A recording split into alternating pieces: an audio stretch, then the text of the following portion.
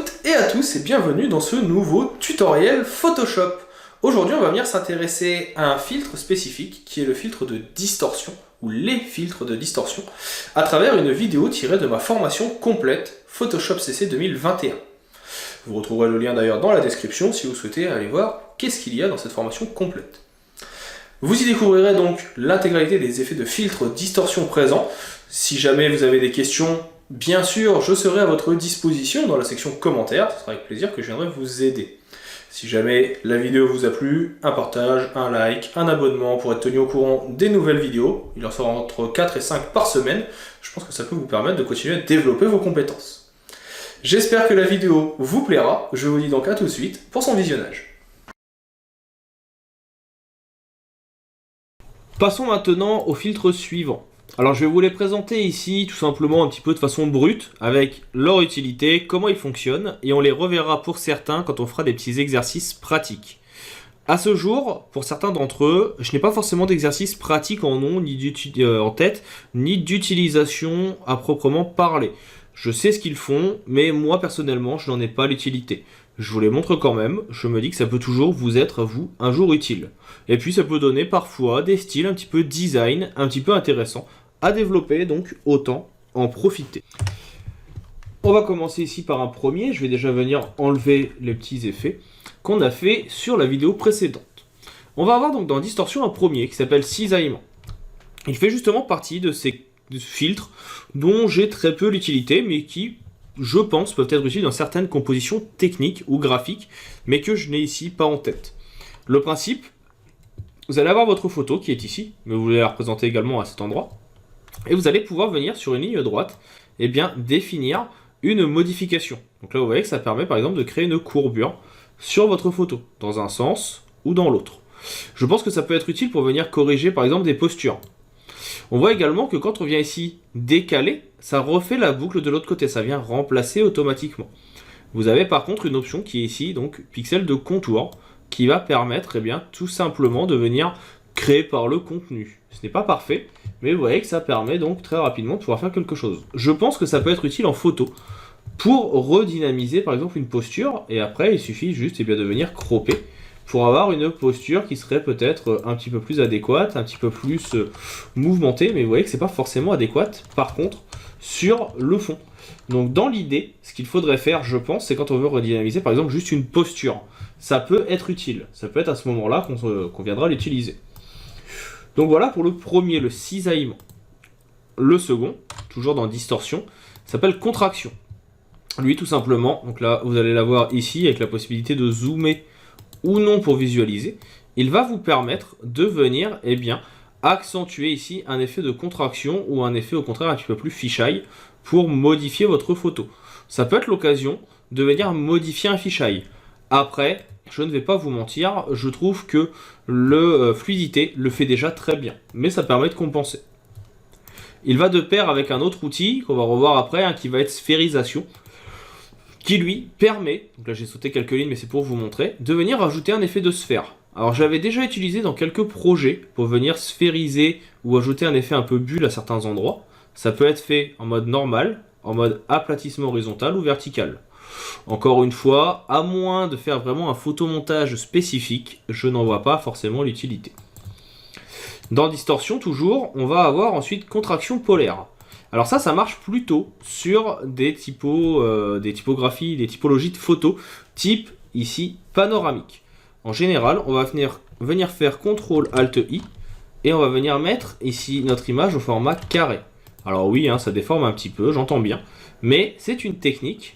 Alors forcément, je me suis trompé, ça m'apprendra, j'ai oublié d'enlever ici le petit cadenas. Ça va déformer un petit peu notre photo. Ça s'entend.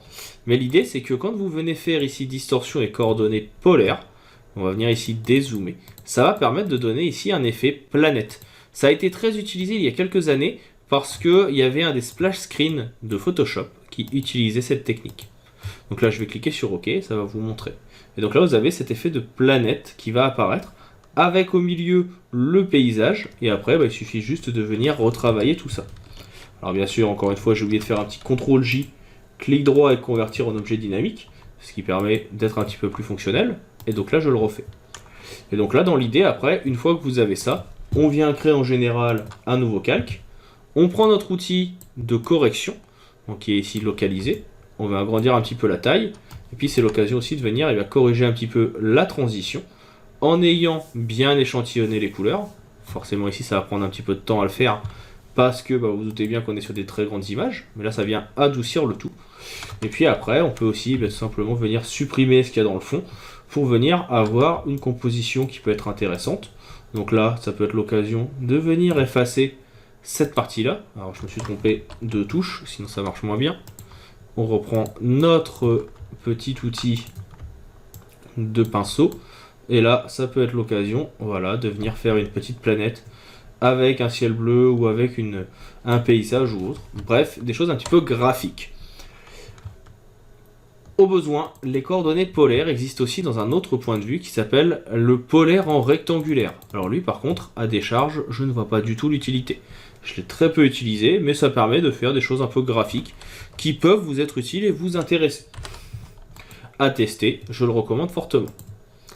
On va ensuite avoir, toujours dans distorsion, la partie dispersion. Dispersion, il va vous demander ici de venir choisir une image de référence. Soit vous allez venir l'adapter, soit venir la mettre par-dessus. Donc là, par exemple, je vais venir adapter. Et on a toujours ici la possibilité de reboucler les pixels de contour qu'on a déjà vu tout à l'heure. En termes d'échelle, je vais mettre 50-50, pour que ça soit un peu plus visuel. Et on va choisir quelque chose qu'on a déjà réalisé. Là, par exemple, je vais venir prendre, je sais pas, la photo avec les lunettes qu'on avait fait dans un chapitre précédent. Donc je l'ai vu passer il y a quelques instants, il est là. Automatiquement, le logiciel va venir chercher votre photo. Là, on revoit justement un petit peu en juxtaposition les lunettes et ça vient créer donc cet effet.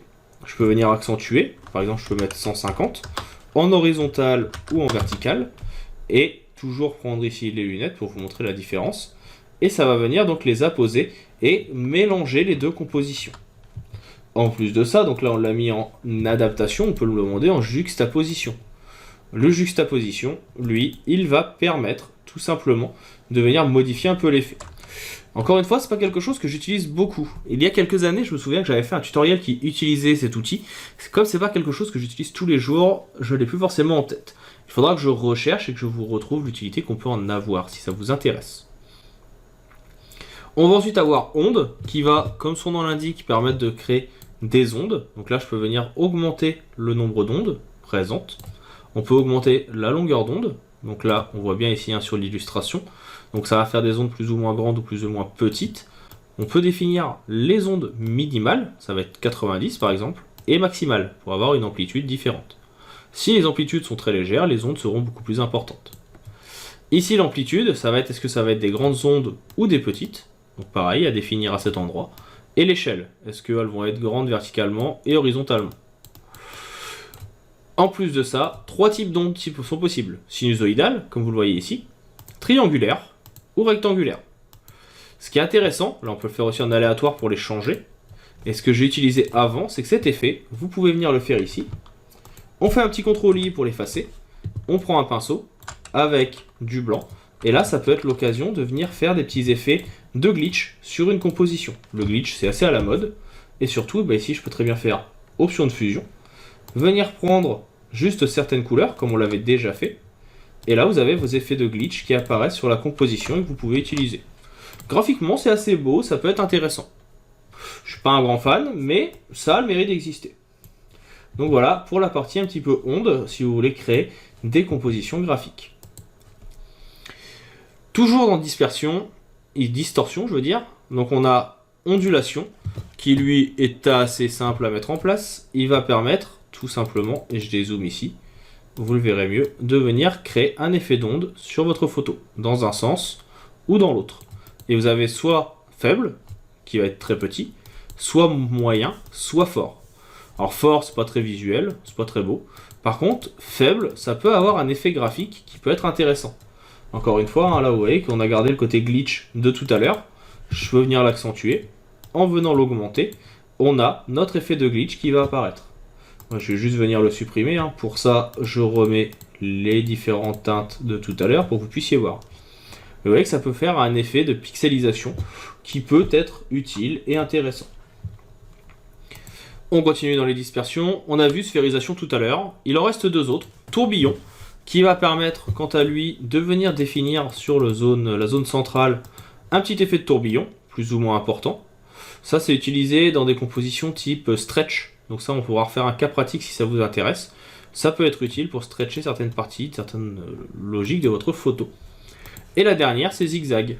Donc pareil, qui va permettre, en venant jouer sur de l'amplitude et des inflexions, ici, de venir créer un effet d'onde sur votre photo, en venant ici définir est-ce que c'est des grandes ondes ou des petites ondes, je veux dire. Et ici, vous avez donc l'effet qui apparaît pour vous montrer. Et on peut avoir soit autour du centre, donc quelque chose qui va être très graphique, soit à partir du centre, donc qui va être circulaire, soit au contraire un rond dans l'eau. Je n'ai pas forcément les utilités ici tout de suite, mais je vais essayer de vous trouver des cas pratiques qu'on utilisera tout à l'heure dans la suite de ce chapitre pour voir le principe d'utilisation de ces filtres. Si jamais vous avez des idées de filtres ou de techniques qui peuvent les utiliser, n'hésitez pas à m'en faire part, ça permettra aussi d'aider les gens qui regardent ce tutoriel et permettre de développer les compétences de chacun. Ce sera avec plaisir que je viendrai les ajouter.